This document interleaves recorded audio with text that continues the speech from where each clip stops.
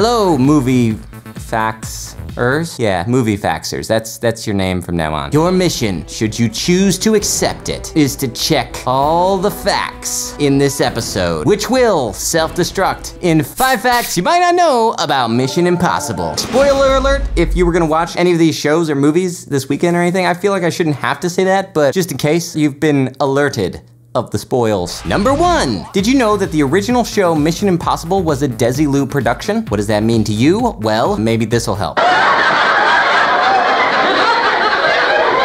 That's right, Desilu Productions is the production company of none other than Lucille Ball and Desi Arnaz of I Love Lucy. Lucy! And before you go thinking, she's probably just the producer with her name on it. You know how Jerry Bruckheimer just kind of slaps his name on every single thing on CBS? Then stop, don't think that, because it's not true. Lucille Ball handpicked the pilot episode of Mission Impossible because she liked the script and she knew that it would be a success. Wow. And surprisingly, Desilu Productions also brought us, among other great shows, a little show you may have heard of. Number 2, Peter Graves, the actor who played the main character in the original run of Mission Impossible and also the Mission Impossible reboot series in the 1980s, was originally asked to reprise his role in the first Tom Cruise Mission Impossible film. He turned it down, however, whenever he found out that his character, Agent Jim Phelps, was going to end up being a double agent. This was something that many fans of the original show very much were disappointed by. So instead, they just cast Jon Voight in the role because, I mean, really, what's the difference between one old guy and another? There were actually a few other people who had been brought in to advise on that original film, and the director told them, hey, you might not want to be here because this movie's gonna be nothing like the original series. And for better or worse,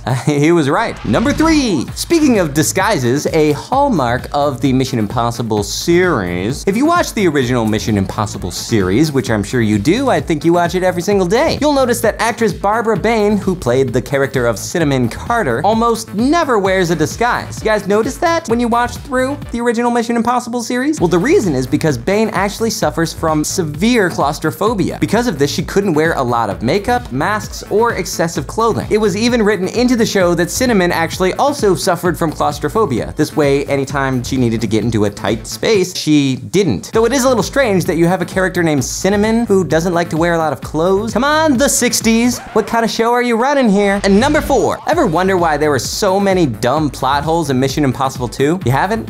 You haven't wondered that? I have, because there's a lot of plot holes. Well, it turns out that director John Woo's final cut of the film was 3.5 hours long. That's too long for a movie, John Woo. Obviously, Paramount said, you gotta cut this movie down. What are you doing, John Woo? Make it 120 minutes, and no more than that. So John Woo went into the cutting room, I'm sure by himself, and apparently half the story was cut, though they still seemed to find time to squeeze in that extremely long and dumb motorcycle chase. That's what you needed in that movie. And number 5, David Fincher was originally going to direct Mission Impossible 3, but had to drop out to pursue other projects. Then director Joe Carnahan worked on pre-production for the film for 15 months, and then also dropped off the project. So with 2 directors down, Tom Cruise apparently was sitting on his couch binge-watching Alias, because what's he got to do but binge-watch Alias? And he was actually really impressed. And he said, hey, Alias is exactly what I want for my new Mission Impossible movie. Better call the guy who wrote and directed this, none other than J.J. Abrams. Having never directed a film before, Abrams was extremely excited that Tom Cruise was calling him and asking him to take on this very exciting franchise, and so he did. And J.J. Abrams was catapulted from a TV writer and director to an A-list Hollywood director. And I guess since Abrams is responsible for bringing us our generation's Mission Impossible and our generation's Star Trek, J.J. Abrams is our generation's Lucille Ball.